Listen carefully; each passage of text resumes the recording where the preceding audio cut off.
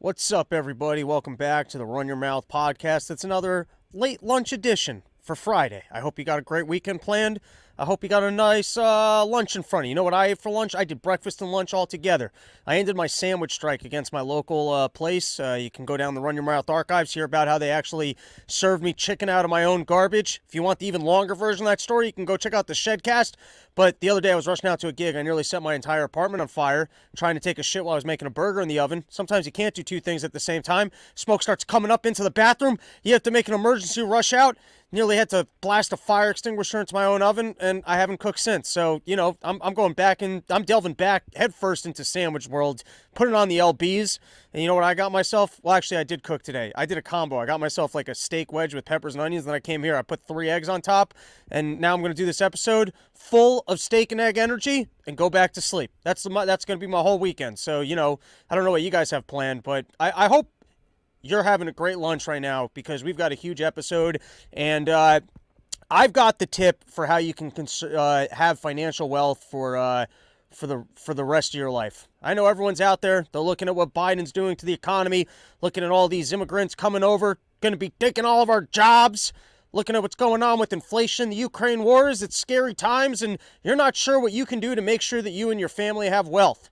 And so here's my newest strategy is they're talking about reparations in California. So from here on forward, I'm going to identify myself as black. That's what I'm going to do. I don't quite understand the whole science of identifying as things different than the way you appear, but I'm going to identify as black, and I got to be honest, you know, if I got to prove this in court, I've got the porn record to prove it. I mean, nearly every single day in the afternoon, I'm on Pornhub pretending like I'm a black man having sex with your wife. I mean, a very handsome black man, and your wife is really enjoying it. Not specifically your wife, but somebody's wife.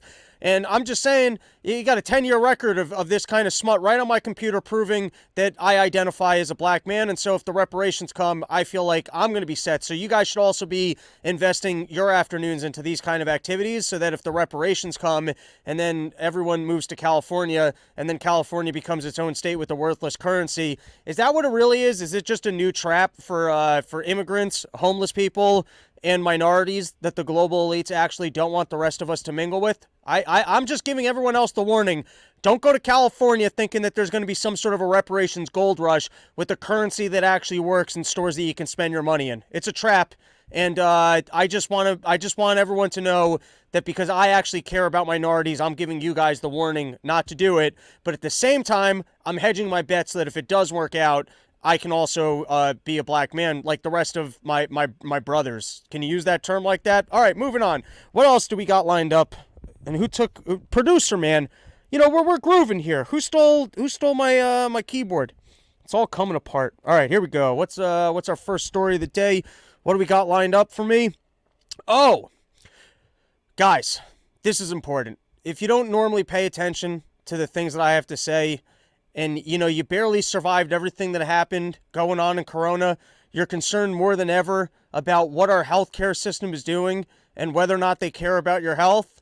So just as a warning, you know, if you thought fluoride was turning the frogs gay, more gay bisexual men can give blood. And I'm telling you, if you thought fluoride was a problem, just wait till you have homosexual blood going through your veins. You wake up from a liver transplant, wondering why you find the doctor so attractive. And obviously that doctor's a male because you're not going to see a female for something that important. And all of a sudden you wake up, you think you got a new lease on life, but it turns out that you're completely gay because they popped you full of New York City homosexual blood. We're going to have to get separate. And maybe this is like conversion therapy so that everyone becomes gay and then we stop caring about the gay stuff. But I'm just letting you know that there are healthcare changes that are coming. All right, moving on. What else we got? Oh, when should women get regular mammograms? Because now that you can't trust any of your doctors, and keep in mind, this is all a joke just in case, you know, anyone's listening that cares, because I see the way these defamation lawsuits are coming. But we're at a point now where you can't trust the medical system. You're always concerned about your health, and you got to come to places like this. That's how little information exists at this point for good healthcare sciences. I mean, if you're sick, just go see your doctor, in case I didn't make that clear. But, you know, for the sake of seeing doctors that maybe you don't trust anymore, and now you're coming to the Run Your Mouth program because we're the only one 100% backed by Russia. So we've got the real information. I was reading this article that younger women are starting to get titty cancer, and so at younger and younger ages, they got to get themselves checked. And I've been carrying around tits since I'm like 12, and if there's one thing I don't want in life, it's titty cancer.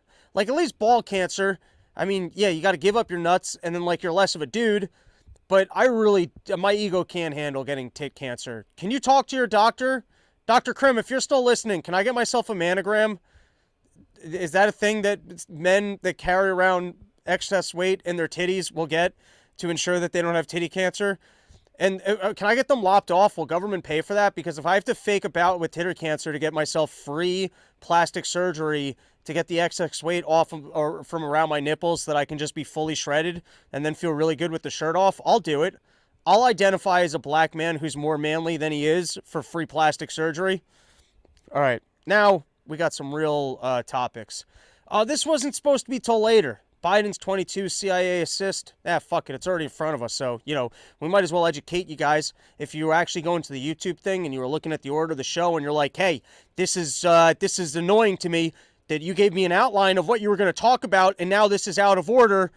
Just flow with me here, okay? Article outlines Biden's having a rough week. First, they come after him. They say family's got $10 million in sketchy payments from international people. And, I kind of feel the way I feel about the Clarence Thomas thing. I'm sure if you looked at the Clintons or as to why the Trumps suddenly got everything Jared Kushner was up to, I feel like everyone's dirty. So maybe if we start, I feel like the Democrats started it with investigating Trump. Maybe they started a new normal where they don't all feel like, hey, we're all in this game together, so let's be on the same team. Let's not investigate each other, because if they investigate me, I'm going to investigate you. So who knows? Maybe this will be the golden era of American politics, where everyone has to investigate everybody, because that's the way the game is played now. And people can no longer start taking foreign payments. In this case, as it seems to be retribution for all the investigations of Republicans that they actually decided to dip into Biden's financials. And who knows, maybe Biden's financials are dirtier. Was it better when the Clintons were aligned with Saudi Arabia than it is that the Bidens might be aligned with places like Ukraine and China? Which foreign national governments bribing our politicians are less in our interest? Let's go after all of them. Let's take down Biden. Let's actually get the proof. Show up with the pudding. But you got Brennan. He's being forced to testify because, talk about bombshell stories. This should be the biggest story ever, is that the guy who was running for president emailed someone in the CIA, said, hey, I'm going to need you to come out and discredit this piece of information because otherwise I'm going to lose this election. I'm going to look really bad in the debates. And so then they wrote a memo, got intelligence officials to sign it, said that, hey, the information about my kid and our relationships with other governments and payments that we're getting, this looks like this is Russian misinformation. And then this is how much the intelligence community was trying to back Biden to make sure that he would get them into office. Why? Did they want a war or something? I can't tell you why they were pushing for him, why they were picking Biden over Trump, but they picked Biden over Trump. And they signed a memo, and then usually, apparently, there's a long procedure for getting this information out to the public because the CIA's got to review everything. Because what they always claim is, oh, we can't let our sources be known. We can't have anything with active investigations because if we make any of our information public, people are going to learn about how we gather information. They're going to learn about our sources, and then all of our intelligence operations will be null and void, and we're just going to get attacked from other countries because people will know how we gather information, so we can't release any of this into the wild. Which is exactly what they're claiming about this FBI memo. Whistleblower said that there's an FBI memo that actually documents exactly the Biden family fraud, but we can't release that because it's going to ruin ongoing investigations and reveal our sources. So Brennan, he's being pulled in, and they're being forced. He's having to answer for questions, which seemingly working at the CIA or working at CNN, it seems like you got the same exact job. It's just the intelligence community and the information that they want to give you. And he should also probably be accountable for why the CIA is picking sides here and lying to the American people and using their credentials to police the activities of CNN, seemingly. It just seems like you got the same job. If you're working at CNN and you still got your CIA badge, Are you either monitoring CNN, or are you reporting on what CNN's reporting? You taking your marching orders from the CIA of what you're supposed to be getting on the news? Seems like you just basically got the same job. It's a different position at the exact same office. So, for all the talk about Donald Trump rigging elections and claiming voter fraud, it does appear that the intelligence community did throw a nice little lob Joe Biden's way when they clearly picked a side, wrote a nonsense memo at the request of the Biden campaign, had other intelligence officials sign off on it, and then got the request expedited so that they could then turn around and censor free speech on the internet and remove platforms such as the New York Post from Twitter because, hey, we can't have truth out there. We've got intelligence officials saying the other stuff. All right. Now, here's what I actually wanted to talk about. Russian mercenary chief says he's been told to stay in Bakhmut or be branded a traitor. And I'm going to have to eat some crow if this whole Russia-Ukraine thing ends up in like a Russian civil war. Because I read news stories and my imagination goes, which is why I wasn't a good student, and then I could see the movie in my head. And so what's been going on here is that the generals, they've always been stealing from Putin. Putin, he thought he was ready for an invasion, and he was spending all this money with his military. These generals keep coming back going, yeah, we can do that. We can get that done. We've got this. We got these supplies. Don't you worry, Mr. Putin. You keep signing these checks. We'll get you all this money. You know what they're doing? They're just shoving all that fucking cash into their pockets. Then all of a sudden, Putin actually wants to go to a war. His government's even more corrupt than ours is, and they can't go ahead and win this war. And so you know what they got to do? They got to get this mercenary army of the people that they're pulling out of prison, which is fascinating that you've got a geopolitical force in the world, which is people who are being basically, that's like a slave trade type operation where you're being released from prison, you're shot if you turn around, and you got to go fight. And then what happens when you end up with this guy and he just turns his army around because they wouldn't give them munitions, and then they go and fight the other generals? I'm not saying that that's what's going to happen. And by the way, the cards that we left on the table for Putin to play, sometimes I see these videos on Twitter where he's talking about ridding the Ukraine of Nazis and the pedophiles in Washington that are making policies to turn, like, demonic policies to get kids to self-mutilate themselves. And you're like, man, you're actually giving this guy some decent talking points. All right, that was it from that. I'm just saying we might have to eat some crow if they end up screwing over this evil military force working with prisoners so bad that they actually turn around and then you end up civil war between the generals. I'm not saying that's actually going to happen. I'm just saying these are the movie thoughts that I have in my head. All right, let's take a couple comments. Roscoe, a signature member of the chat, provider of silver. What's up, Roscoe? All right. Yo, Rob, I'm in New York City for the week. What's a good cheap eat recommendation? I believe my friend Mike Harrington is putting me up at the comedy club operation that he runs now. I believe it's called East 7th Street Comedy Club. What you should do is you should come see me there at 8 p.m. Tell the booker that you came specifically to see me, even if I don't end up being on the show, and that's how good of a draw I am. And then you go to Sonny and Annie's, which is just down the block. I ate hundreds of meals at this bodega. You get yourself, I don't eat cheese anymore, but I would recommend the Mona Lisa, which is chicken, fresh mozzarella, pesto sauce, some tomatoes on a wrap. Delicious. Or you get their meatball sub. It's absolutely excellent. All right, what else we got? Spud Ruckus. Mammograms have a pretty terrible false positive rate anyway, and don't squishy the titty. All right, moving forward. Oh, wait, this was Donald Trump. So let's dive into this whole Carroll situation. And Donald Trump responded, I have absolutely no idea who this woman is. This verdict is a disgrace, a continuation of the greatest witch hunt of all time. So, if you haven't been paying attention to Run Your Mouth, not paying attention to the news or information in any capacity whatsoever, Donald Trump was in office. Lady comes out, she's going to write a book, and the book includes a chapter talking about how Donald Trump raped her at some fancy department store. They went in there, they were going to try on lingerie for each other. Things got hot and heavy. She said, I'm not into this, and Donald Trump, doesn't take no for an answer. All right, Donald Trump goes, I never heard of this lady. I never seen this lady. I got nothing to do with this lady. Lady's book gets canceled. She then sues him for defamation. Court case goes through. Donald Trump is found guilty of defamation on the basis that the jury feels that he did, in fact, sexually assault her. It was untrue for him to say that they had never met. And our entire system is broken. It's driving my OCD, analytical brain crazy. And I'll tell you why. Firstly, the media did Donald Trump so dirty, we don't need to have conversations around truth anymore. I feel like the media played their card first, where they lied about Russia collusion, Donald Trump being a traitor for so long, and then the whole COVID thing that, Donald Trump can say anything. Hey, it was the aliens' fault. There's no proof of aliens, and then that's it. Donald Trump's talking about aliens, the media's talking about not aliens. Donald Trump's a rapist. Hey, the system's against me.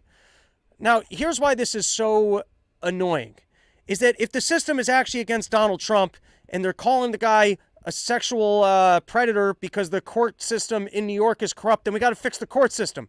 And if Donald Trump is in fact a rapist, then the guy should just be in jail.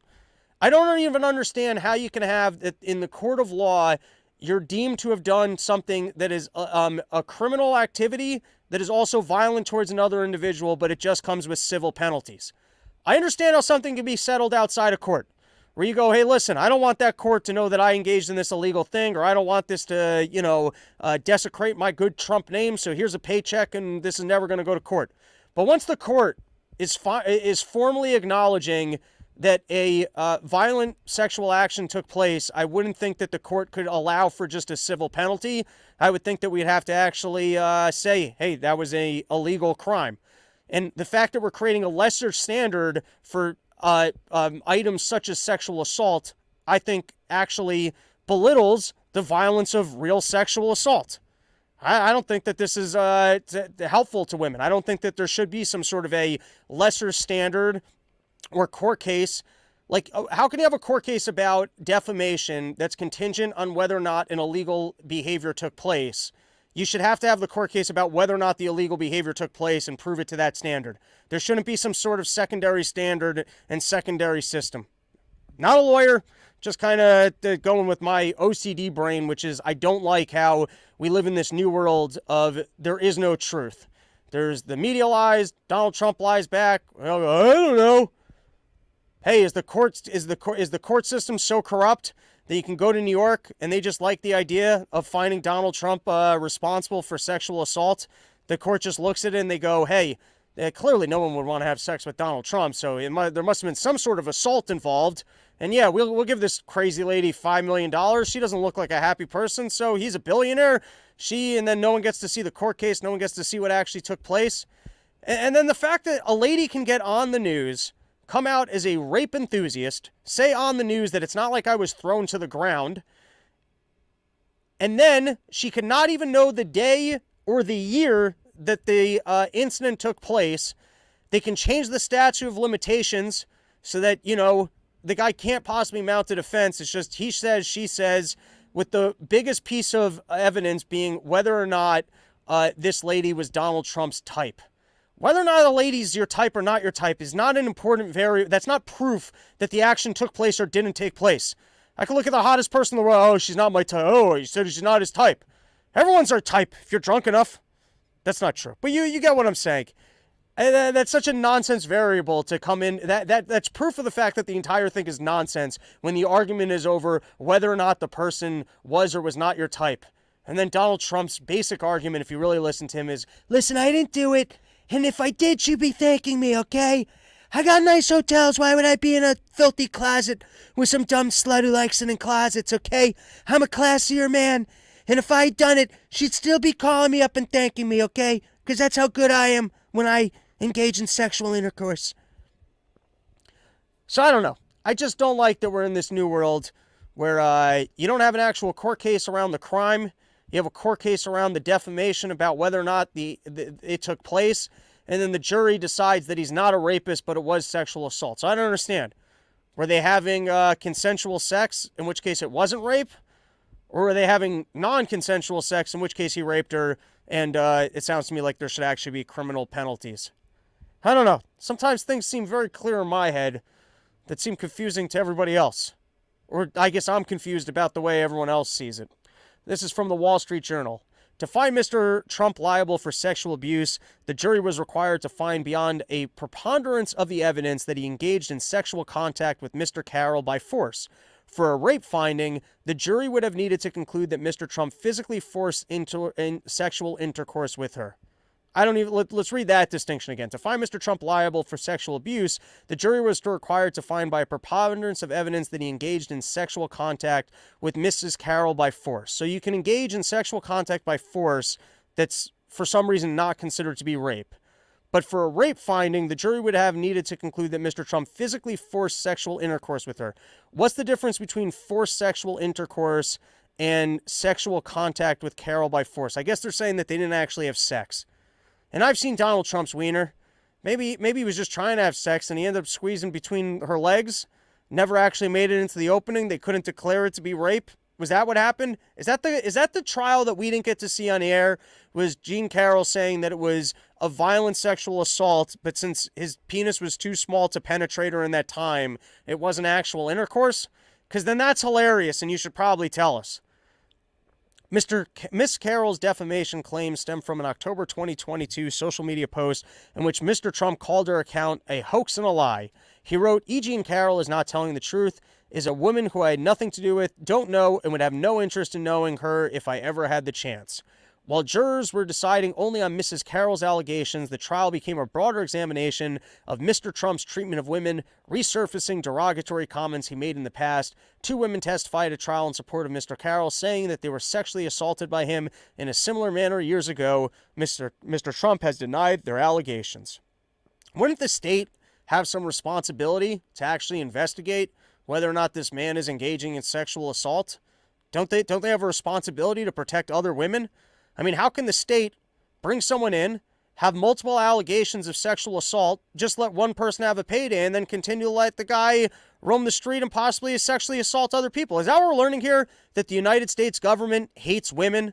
That if someone comes into their court and is found guilty with multiple allegations of sexual assault, they won't then go and do an investigation to see if there's more? Wouldn't you think that they would be interested in the criminality of a person who has a pattern of sexual assault? Continue. Jurors saw a video that became public in 2016 with the grab them by the pussy. All right, this was another Wall Street Journal article. Trump loses a sexual abuse suit. 2 paragraphs. We also know Mrs. Carroll was coaxed to file a civilian lawsuit. Longtime opponents of Mr. Trump, including lawyer George Conway, and her suit was financed by another Trump opponent, LinkedIn founder Reid Hoffman. It's plausible that the former president abused and defamed Mrs. Carroll. It's also plausible that he was falsely accused. Yet it is no small matter that the jury sorted the testimony and found against Mr. Trump on the preponderance of evidence, a standard that applies in civil litigations. The criminal statute of limitation that requires proof beyond a reasonable doubt has long expired. The jury rejected Mr. Carroll's claim that Mr. Trump raped her, but they found it more likely than not that he sexually assaulted her and lied about it. So once again, I guess it was discovered that they didn't actually have sex. Otherwise, this makes no sense to me. It would sound like the action is either rape or not rape. And then I would think that you would have to be going by a criminal standard, and there would have to be criminality. I just don't understand this other thing, or why we're living in this new world where we might be having a guy running for president who is actually a violent sexual assaulter. Do we like that? Do we like that there's a system where there's an ambiguity here, that he was found in a court of being a sexual assaulter, but yet I guess we're so morally corrupt here that we don't mind and the guy can continue running for president, or no one cares about our court system enough to go, hey, our court system gives out justice, that there's still ambiguity about whether a guy is a sexual assaulter. You see what I'm saying? It's like, if a court is actually going to deem a guy to be a sexual assaulter, should he still be allowed to run for president?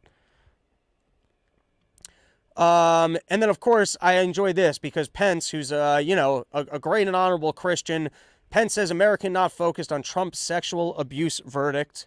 And here he goes. It's just one more instance where at a time when American families are struggling, when our economy is hurting, when the world seems to become a more dangerous place almost every day, just one more story focusing on my former running mate that I know is a great fascination to members of the national media, but I just don't think it is where the American people are focused on. Because at the end of the day, Donald Trump might be a racist, but do you care if your dinner is cheaper? I mean, if the guy raped, but like your dinner's cheaper and he's going to secure the border, you don't care. I mean, I'm a good Christian. To me, this is no different than when Janet Yellen's going, abortions are good because they're better for the economy. Like, at some point, there should actually be some morality to these things. And I just want to go back because I feel like maybe I had one more point about this. Nope. I think that concludes the Eugene Carol thing. That we're left with ambiguity about whether or not there's been a false claim lobbied against Donald Trump with a lesser standard for proving it. And so we just are moving on with our lives, continuing with the election season on the basis that Donald Trump may or may not be a sexual assaulter. And everyone's just fine living with fictional la la land of courts that we don't trust their final verdict and the possibility that false accusers are getting. No one else is interested in truth, I guess. We just move on.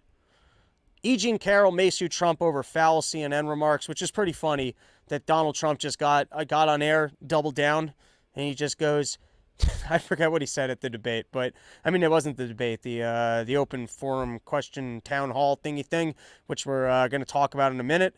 But then he just went back to say that, she's a reprehensible liar.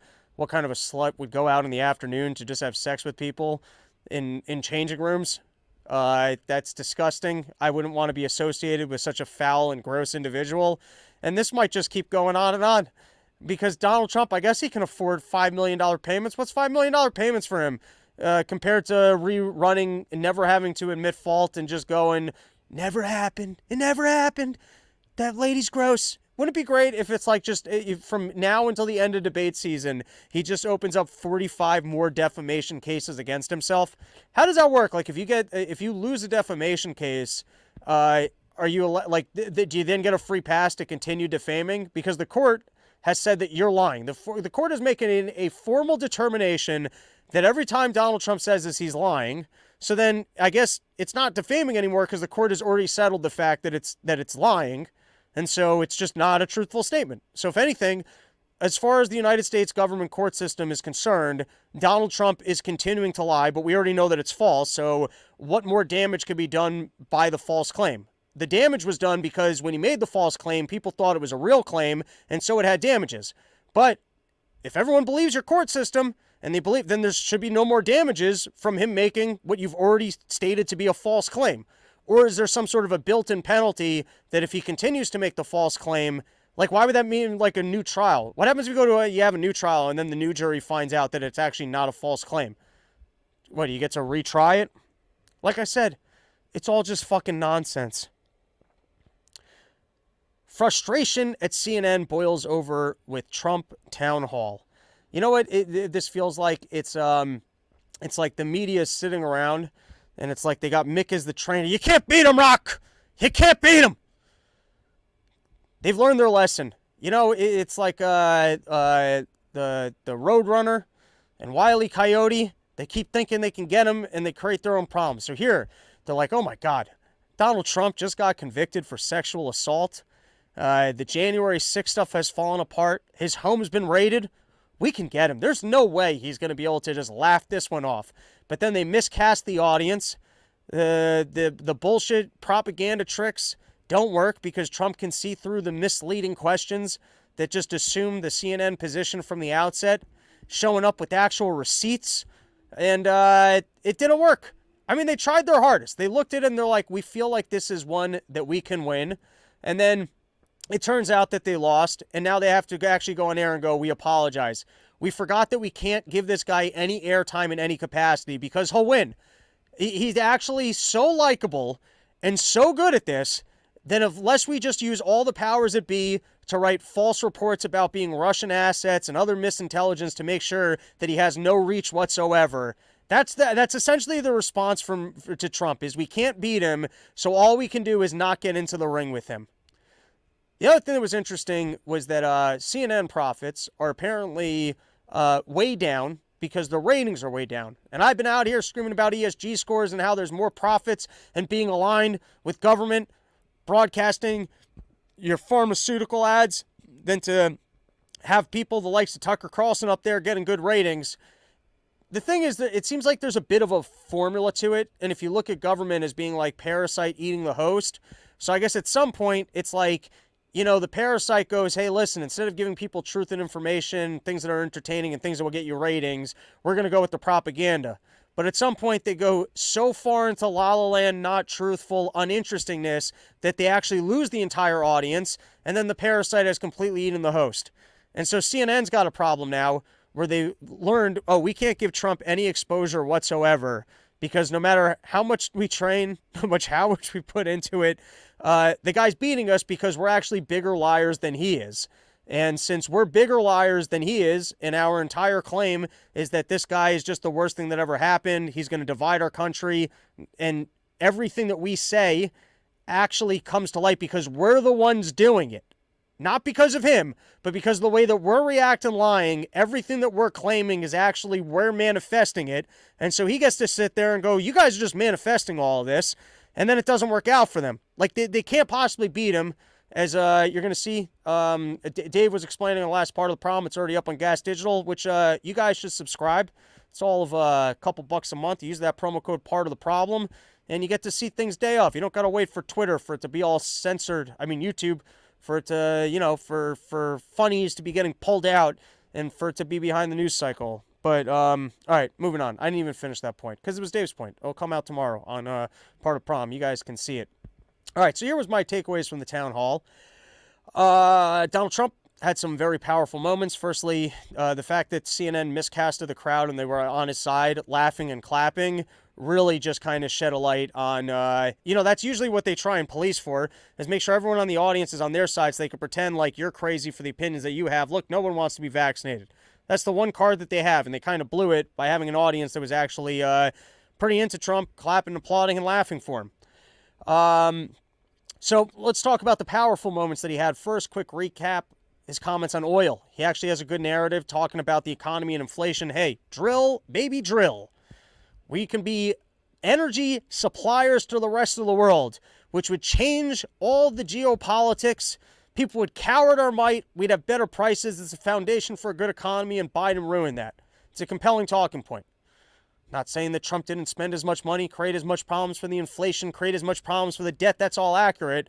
But I'm actually saying that the oil drill, baby, drill is a compelling talking point. Problems at the border are a compelling talking point.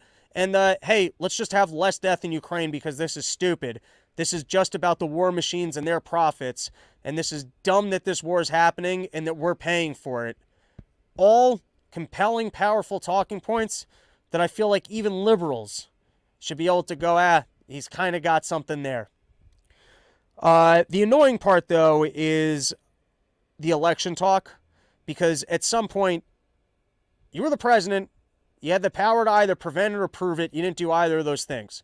So if while you were president, you couldn't prove it, you couldn't provide the evidence, and you couldn't stop it, then why are we even doing another election? Why are we even going through this charade? Isn't it just going to be stolen from you again? You couldn't prove it, and you couldn't prevent it. Why are we even bothering? All right, now we had Kevin McCarthy actually sat down with Biden, talking about the resolving the debt limit. And if I was Kevin McCarthy, I would have got him right on the news after it, and I would have been like, dude, he slept through the entire meeting. I mean, he woke up a couple times and he just said something that made no sense and went back to sleep. So I don't know how we're going to be able to solve this. Can we maybe just get someone new representing the Democrats? I didn't realize he was as bad as he was. I swear, he slept through the entire thing. Woke up a couple times and just said, we can't do it that way. And then passed right back out. How am I supposed to get anything done like this? That's what I would do if I was McCarthy. FBI declines GOP subpoena on Biden alleged criminal scheme. We already covered that earlier in the episode.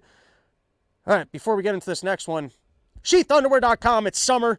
Your balls are sweaty. They stink. Smells like a sewer. You're not going to get yourself no action with stinky, smelly, swelly butts and balls that are all dripped in sweat. So get yourself Moisture Wicking, the greatest underwear that's ever graced the balls of man. Support the sponsor that supports us. Been on this program for over 2 years. We cannot make this thing happen in the capacity that we do without the good old sponsor dollars from Bobby the Bank over at sheathunderwear.com.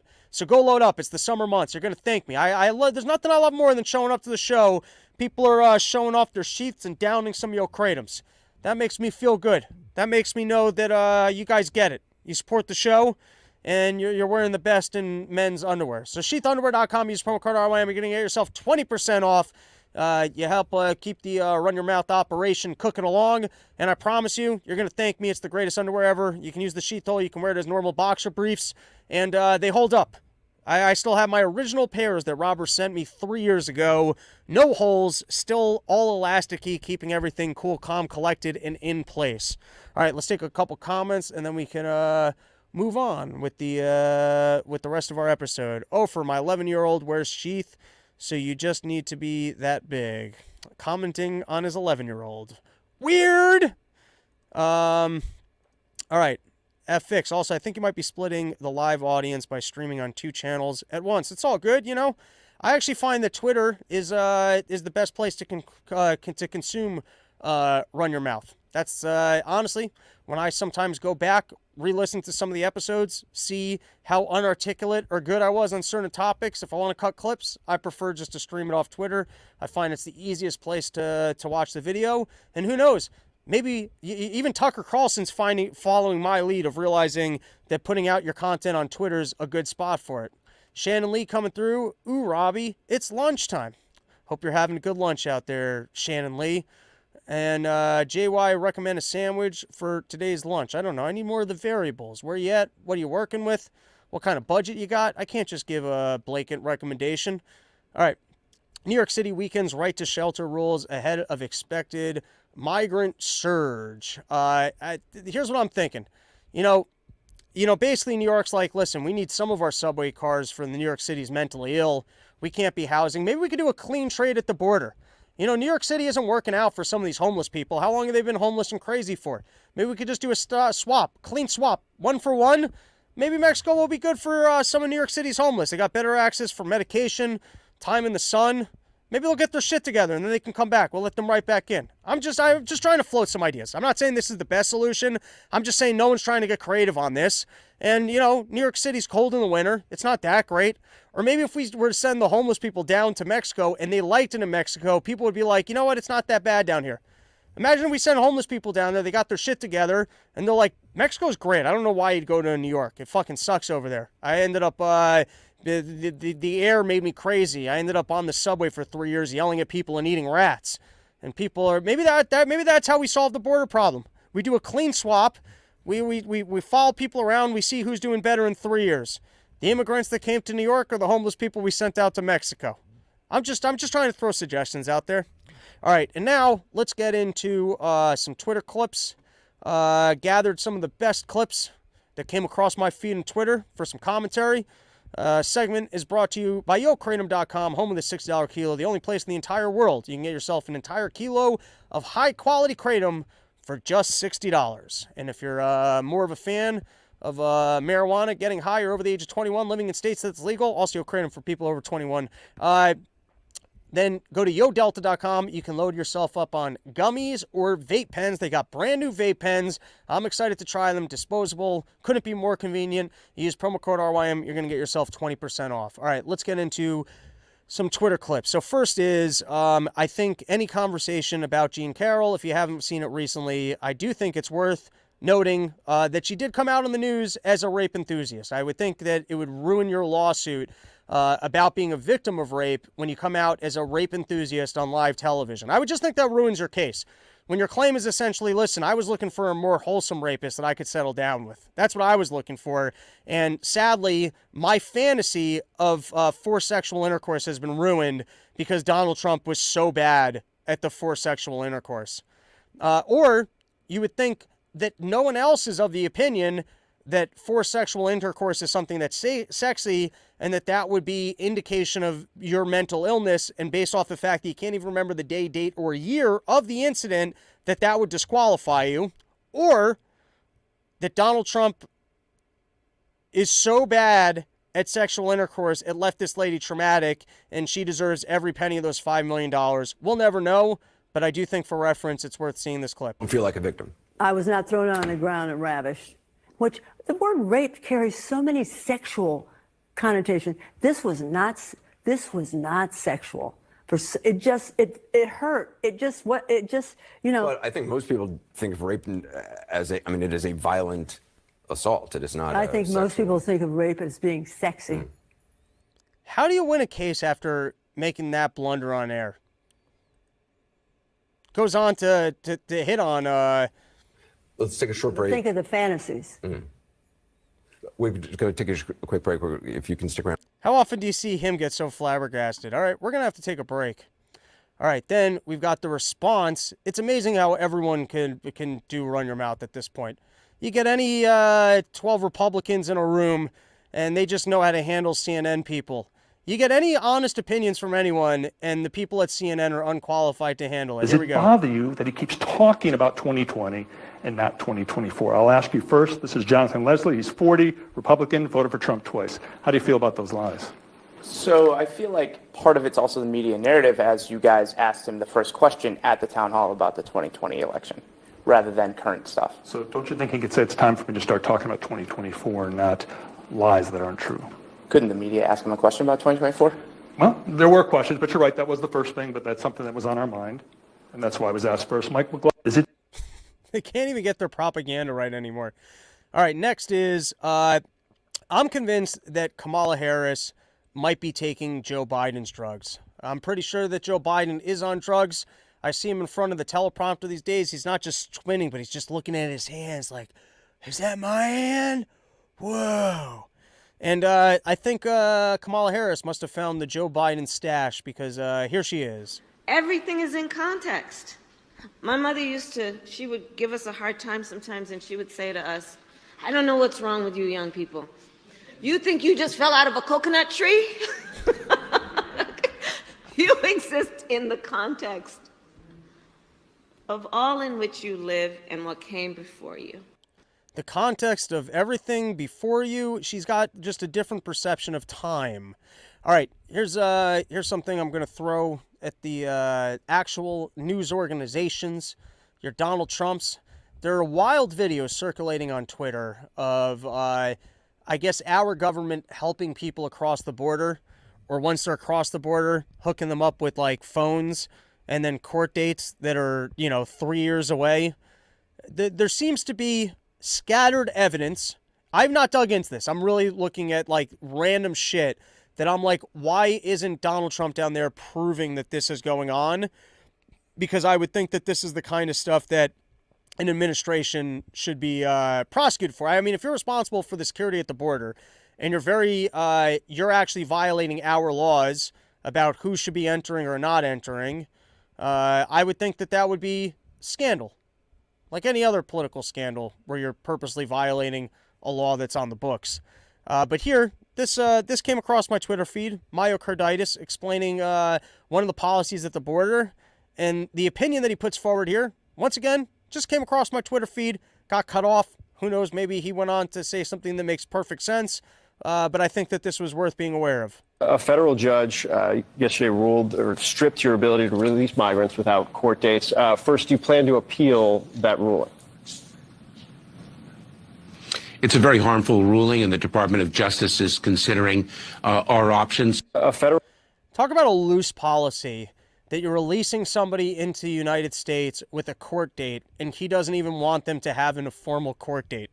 So it sounds like you're just processing people in without amnesty. You're just letting them in. What exactly are you advocating for instead of that? Like, that seems like already a crazy policy that you would just release someone with a court date. And let me tell you, from fighting traffic tickets, if you have a court date, it's not happening on that date because that cop doesn't want to show up, and you can go 3 years without your insurance getting adjusted. This was the claim against the Biden family that they've received $10 million. Here, we can listen to it. It's only a 40-second clip. The bank records show the Biden family, their associates, and their companies received over $10 million from foreign nationals and their companies. Some of that money came from a Chinese company and went to Hunter Biden's company. Other transfers occurred with the help of Rob Walker, who then sent it on to different Biden family members. This is not how lawful businesses operate. Chinese nationals affiliated with the Bidens created limited liability companies in the United States, and then in a short period of time transferred their interest to a Chinese company that sent money to the Bidens. Well, it's interesting that we're actually investigating presidents for, how they actually make money off of holding that office. It'd be particularly fun and entertaining to actually see the Bidens get taken down if there's legitimate corruption here, or, the Bidens basically having been bought by China or other countries or large corporations. I do think that would be worth exposing. And I'm all for more just criminal investigations across the board. Be curious to see how that develops. And then lastly, we got 2 more videos here. You got the Ukraine moment. Go watch that if you haven't already seen it. It's worthwhile the way Donald Trump handled. Well, are you saying that you don't want Ukraine to win? I'm saying I don't want death. And then I'm sure maybe you didn't come across this, but anyone who thought that Biden still had it together was in any capacity a sane individual without dementia. Let's watch this one. I honored a group of trailblazing artists with National Medals of Arts and Humanities. The group included groundbreaking Asian Americans like Vera Wang and Joan Shingang, I'm going to pronounce right, Shanga Kawawa. I think I pronounced it correctly. She can call me Joe Biden. To be honest, Asian names are tough. You can't blame him on that one. I actually, you know what? I might be rooting for Biden at this point, just because it'd be fun to see this dementia through to the end. At this point, let's see where it's going. We still haven't gotten that great blunder when he's up there and he goes, "Let me tell you, the first time I was at Epstein Island, we were having sex just about Hunter's age. He was like 12, 13. We still haven't had like the absolute bombshell Biden blunder. And I feel like until we've gotten that moment where literally it's like that clip where the word was nagger. Remember that? There was a Family Guy, and what annoys you, and the A isn't in there, and everyone just goes. I feel like until we have that moment with Biden, we haven't actually completed his presidency. And so 4 more years. All right, we got anything else going on the chat? Sterling N. Nah, we put homeless outside the fence as a barrier to get in. Let's just see how it works. All right. That was South Park, you blasphemer. Fair enough. And then, all right, last comment of the day from some quack. Just because she's into tentacles doesn't mean most people think octopus is hot. All right, guys, that's our episode. Thank you so much for hanging out with us. We will be back most likely on Monday and Wednesday next week with another episode. I'd like to say at our regular time of 11 a.m., but we all know how regular times work out for this, for the Run Your Mouth institution. Thank you for joining us. Summer Porch Tour dates coming soon. I can tell you some of the confirmed ones. And if you have porches that are nearby the currently scheduled porches, like 2 to 3 hour drives, I would like to, we will be extending Porch Tour basically to being like Friday, Saturday, Sunday thing. So basically I got all the Saturdays mapped out, and now I'm trying to find the other ones. I got one weekend still open that I'm holding for hopefully outside of Chicago or Milwaukee. I see check your email, Philly follow-up. Yes, we will be doing Philly. I have to get up. It's most likely going to try and do it on a Thursday night when I head up to Pittsburgh, because hopefully we'll be doing Cleveland. And then I got to hit up Dr. Krim, see if maybe we could do one by him coming back on Sunday. Let's porch tour at the border. If you find a sponsor, I will porch tour anywhere as long as there's budget for me to get there and back. And if we can barbecue at the border, hook up some people being stuck in these internment camps with sandwiches, I'm down. I'm down for real journalism and interviewing people and, getting footage that no one else is and actually getting a feel for what's going on. There just needs to be some budget, buddy. The Run Your Mouth van. When someone comes through, when some rich financier comes through, gives me a call and goes, "Hey, listen, you just have to represent our corporate interests, but I'll get you a van." We could do it. Cartel-sponsored border show. Yeah, they got interest in keeping the thing open so that they can keep moving drugs across. You see, you're on to something. All right, guys, here's the list of definitely confirmed. I'm working backwards from September. Late September, we're going to be back in California. August, there's definitely going to be Colorado, Sandpoint, Idaho. I got an Albuquerque, New Mexico date. Probably going to hit Seattle again. What else are the confirmed ones? I don't remember. Michigan, whatever. Just give me a couple days. I'll start making ticket links. I'll have the poster up. You go to RobbieTheFire.com. The earliest one's going to be June in Jacksonville, and hopefully I want to do Tallahassee and something Georgia. I don't know. Whatever, guys. It's been a long episode. Now we're just meandering. I don't even know why you're still listening. Show's over. Thanks for hanging out with us. Back Monday, probably Wednesday for a brand new episode. Thanks for hanging out. Hope to see you at one of these live events.